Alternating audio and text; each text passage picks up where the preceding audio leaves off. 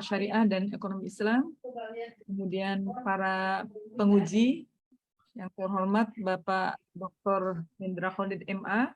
Saya hormati dosen penguji pertama Bapak Dr. Hendra Khalid MA. Yang saya hormati dosen penguji kedua Bapak Rahmatul Fadil MA. Yang saya hormati dosen pembimbing Ibu Amira Ahmad Nahrawi, LC MSc, MESY. Baik, untuk di daftar isi ini terdapat cover, pendahuluan, kajian teori, profil dan mekanisme nyumbang, hukum praktik nyumbang, dan penutup.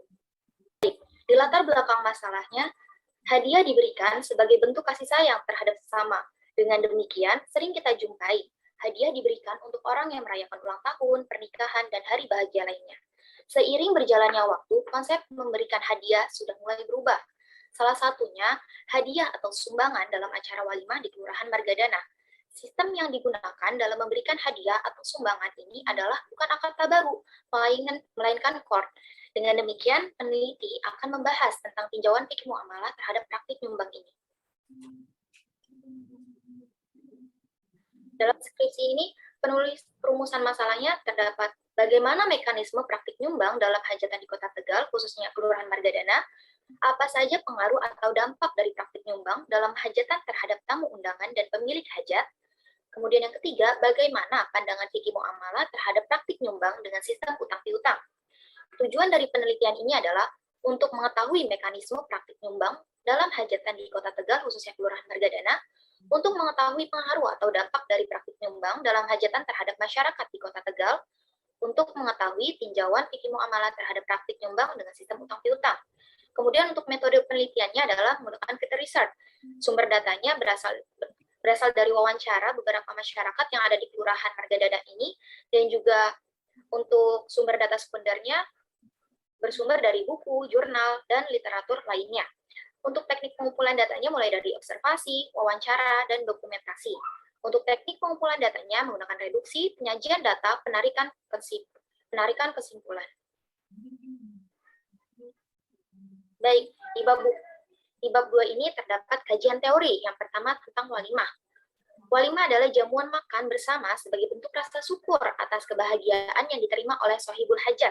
Nama walimah bermacam-macam tergantung jenis acaranya, seperti walimah al-ursh, akikah, al-uzrah, an-nakiah, dan lain sebagainya. Hibah dan sumbangan.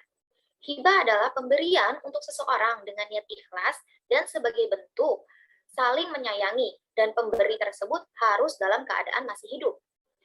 Sumbangan atau infak adalah memberikan sesuatu untuk orang lain dengan niatan saling tolong-menolong dengan mengharapkan balasan kebaikan dari Allah. Untuk urf dan qard, urf adalah adat istiadat atau kebiasaan yang telah dijadikan dasar hukum oleh suatu masyarakat. Sedangkan qard adalah suatu akad meminjam atau utang piutang antara satu pihak dengan pihak lainnya.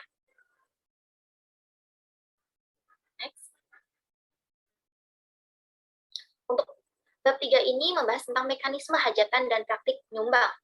Mekanisme hajatan secara garis besar, mekanisme hajatan, walimah al-ursh, sunatan, buka kaki, dan uputan rumah sama, yakni sohibul hajat membagikan undangan, lalu menyiapkan hidangan untuk disuguhkan di tempat, dan berkat. Berkat itu isinya nasi dan juga lauk pauk untuk dibawa pulang, kemudian tamu undangan yang hadir memberikan sumbangan untuk hajatan tersebut atau untuk sohibul hajat. Kemudian untuk mekanisme praktik nyumbang ini, mekanisme nyumbang di Kelurahan Margadana adalah para tamu undangan yang hadir dan langsung memberikan sumbangan kepada sohibul hajat.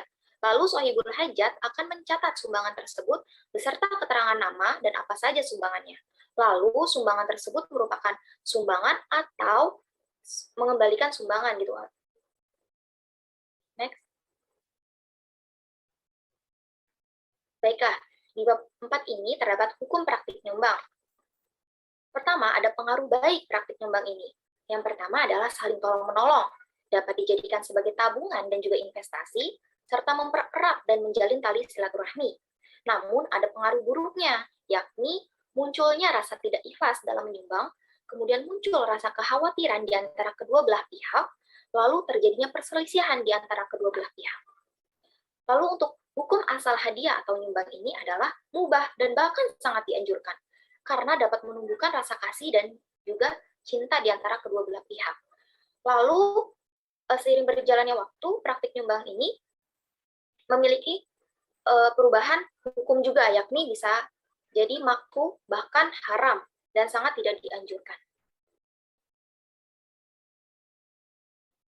Hukum praktik nyumbang ini dikatakan tidak dianjurkan dan bahkan bisa menjadi makruh dan haram karena dalam praktik ini terdapat beberapa unsur, yakni yang pertama, unsur memberatkan. Sebagaimana dalam hadis Rasulullah Shallallahu Alaihi Wasallam, yasiru wala yu'asiru, basyiru wala tunafiru, yang artinya permudahlah, jangan dipersulit, berilah kabar gembira, jangan ditakut-takuti. Kemudian dengan demikian ada unsur lainnya, yakni tidak adanya permintaan bantuan dari sahibul hajat. Lalu yang terakhir, tidak terpenuhnya syarat utang piutang.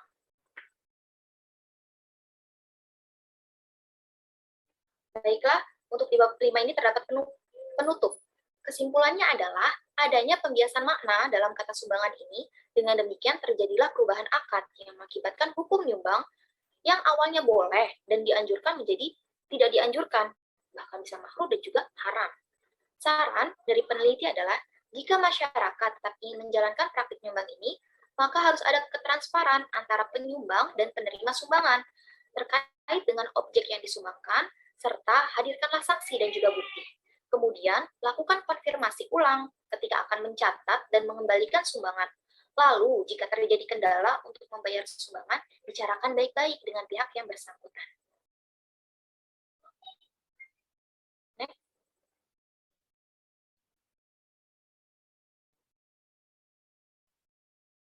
Baiklah, demikianlah presentasi yang dapat saya sampaikan. Kurang lebihnya mohon maaf. Terima kasih. Wassalamualaikum warahmatullahi wabarakatuh. Waalaikumsalam warahmatullahi wabarakatuh. Terima kasih kepada Saudari Teruji sudah menyampaikan hasil penelitiannya. Untuk selanjutnya dipersilahkan kepada para penguji untuk menyampaikan pertanyaan-pertanyaan atau masukan-masukan demi kesempurnaan daripada skripsi Saudari Dwi Anissa. Yang pertama kami persilahkan kepada penguji Bapak Dr. Hendra Khalid MA dengan durasi waktu 10 menit. Kami persilahkan dengan segala hormat kepada Bapak Dr. Hendra Khalid MA. Bismillahirrahmanirrahim. Assalamualaikum warahmatullahi wabarakatuh. Waalaikumsalam warahmatullahi wabarakatuh. Yang sama-sama kita hormati Ibu Dekan Fakultas Syariah dan Ekonomi Islam, Bu Muzainah, yang bertindak sebagai ketua sidang di hari ini. Yang saya hormati Ibu Kaprodi HES dan Bapak Kaprodi MCW, dan yang juga penguji kedua, dan Ibu Haja Amirah Narawi selaku pembimbing skripsi ini. Selamat bagi Anda, Anissa, yang sudah sampai di ujian hari ini.